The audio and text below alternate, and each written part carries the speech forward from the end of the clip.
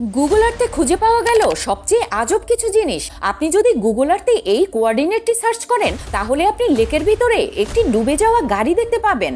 আসলে এক ব্যক্তি গুগলে তার ঘরের আশপাশ সার্চ করার সময় গাড়িটি দেখতে পায় এবং সে তখনই পুলিশকে জানায়। যখনই গাড়িটিকে বাইরে বের করা হয় তখন সেটার ভিতরে একটি লাশ পাওয়া যায়। রিসার্চে জানা যায় যে এই লাশটি উইলিয়াম মল্টের ছিল, যে কিনা প্রায় 22 বছর আগে নিখোঁজ হয়েছিল। আর 22 বছরের পুরনো রহস্য গুগল আর্থ সমাধান করে দিল।